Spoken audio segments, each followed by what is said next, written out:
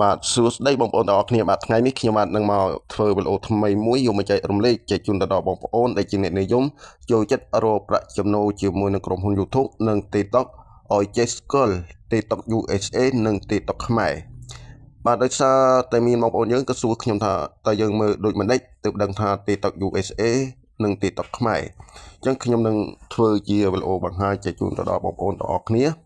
បាទជាមុនដំបូងដើម្បីយើងចង់ដឹងថា TikTok យើងហ្នឹងបង្កើតនៅក្នុងប្រទេសខ្មែរឬក៏ USA នឹងឲ្យបងប្អូនចុចចូលទៅក្នុង account TikTok របស់បងប្អូនហើយខ្ញុំនឹងបង្ហាញប្រាប់បងប្អូនណាបាទចុចចូលមកខ្ញុំនឹងប្រាប់បាទបន្ទាប់ពីយើងបានចុចចូលមកក្នុង account TikTok របស់យើងរួចហើយបន្តមកទៀតបងប្អូនទាំងអស់គ្នាបងប្អូនមកចុចត្រង់កន្លែងប្រវត្តិរូបនៅកន្លែងដែលខ្ញុំខ្វៀតមកហ្នឹងបងប្អូនចុចចូលពីលើទៅនឹងមកបាទអូខេបន្តមកទៀតបងប្អូនទាំងអស់គ្នាមកចុចត្រង់កន្លែងពាក្យថា TikTok Soyo បងប្អូនឃើញទេអញ្ចឹងបងប្អូនចុចចំពីលើនឹងមកបាទអូខេបាទមកដល់ចំណុចត្រង់កន្លែងនេះឯងគឺជាកន្លែងដែលយើងពិនិត្យចង់ដឹងថា TikTok យើងហ្នឹងគឺជាប្រភេទ TikTok USA ឬក៏ TikTok ខ្មែរបងប្អូនត្រូវចំណាំថា TikTok USA បាទគឺវាមានកន្លែងឲ្យយើងយកទៅរកលុយជាមួយនឹងក្រុមហ៊ុន TikTok ហ្នឹងគឺមានច្រើនបងប្អូនណាមានគ្រប់ទាំងអស់ចំណែក TikTok ខ្មែរយើងបាទអត់មានទេបងប្អូនណាគឺមានតែ3នេះឯងនេះបងប្អូនឃើញទេមានតែប៉ុណ្្នឹងឯងបាទមានន័យថា TikTok ប្រទេសខ្មែរយើងគឺมันអាចរកលុយតាមរយៈដែលយើងធ្វើការផុសវីដេអូចូលទៅក្នុង account TikTok បាទទេបងប្អូនណាហ្នឹងហើយគឺយើងរកបានតែវីដេអូដែលគេមើលហើយគេនឹងឲ្យកាដូមកយើងតែប៉ុណ្្នឹងឯងហើយចំណែកថាវីដេអូនឹងមានពាណិជ្ជកម្មសបផ្សាយដើម្បីបានលុយពី TikTok គឺអត់មានទេគឺខុសគ្នាពី TikTok USA អញ្ចឹងខ្ញុំចូលទៅបង្ហាញ TikTok USA ម្ដងនេះ TikTok USA របស់ខ្ញុំបាទខ្ញុំចុចចូល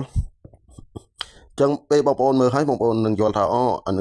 នឹងសោះដែលគេហៅថា TikTok USA បងប្អូននឹងយល់បាទបងប្អូនចុចត្រង់កន្លែងប្រវត្តិរូបដូចគ្នាមកបាទអូខេបន្ទាប់ពីបងប្អូនបានចុចចំទៅលើប្រវត្តិរូបរួចហើយបងប្អូនមកចុចត្រង់កន្លែងពាក្យថា TikTok Soyo ដូចមិញហ្នឹងមកបាទចុចចំទៅលើហ្នឹងមកបាទអូខេ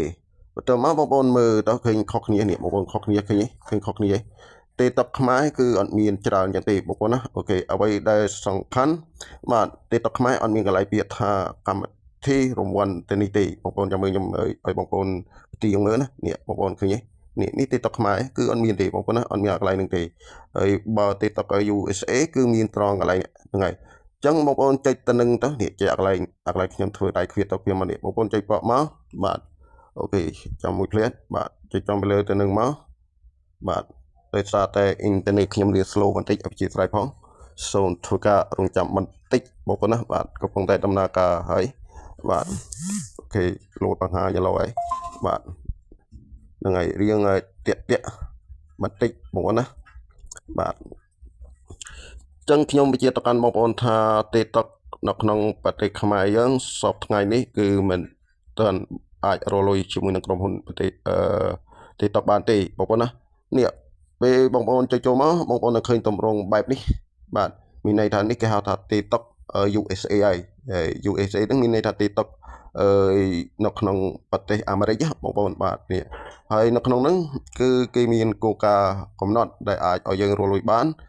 គឺបងប្អូនត្រូវតែរកចំនួនអ្នកចុច follow នៅលើ TikTok របស់យើងហ្នឹងចាប់ពី 10k ឡើងលើបងប្អូនណាអាហ្នឹងនិយាយចំពោះតែ TikTok USA ទេអញ្ចឹងបងប្អូន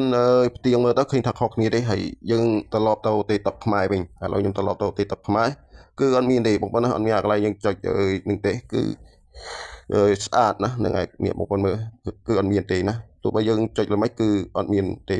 មានន័យថាប្រទេសខ្មែរយើងបច្ចុប្បន្នក្រុមហ៊ុន TikTok ក៏មិនទាន់អនុញ្ញាតឲ្យរកលុយបានទេបងប្អូនណាហ្នឹងហើយអញ្ចឹងចំពោះបងប្អូនដែលចង់រកលុយតាម TikTok តែបងប្អូនចេះបង្កើត TikTok USA ដោយដែលខ្ញុំបានបង្ហាញប្រាប់បងប្អូនចែកនេះហ្នឹងហើយអូខេអញ្ចឹងសង្ឃឹមថាបងប្អូនមើលហើយបងប្អូននឹងយល់ណាបាទហ្នឹងហើយអានឹងគេហៅថា TikTok USA និង TikTok ខ្មែរខុសគ្នាអញ្ចឹងបាទអញ្ចឹងវីដេអូនេះខ្ញុំបញ្ចប់តែប៉ុណ្្នឹងចុះប៉ុន្តែមុននឹងបញ្ចប់បើសិនជាបងប្អូនគិតថាវីដេអូនេះមានប្រយោជន៍ទៅដល់បងប្អូនសូមបងប្អូនជួយចុច ជាវនិងដាក់សញ្ញារូបកណ្ដឹងឲ្យខ្ញុំបានម្នាក់មួយផងដើម្បីជាកម្លាំងចិត្តឲ្យខ្ញុំបាននឹងធ្វើវីដេអូថ្មីៗចែករំលែកជូនទៅដល់បងប្អូនទាំងអស់គ្នាសាជាថ្មីម្ដងទៀតបាទសូមអរគុណនិងសូម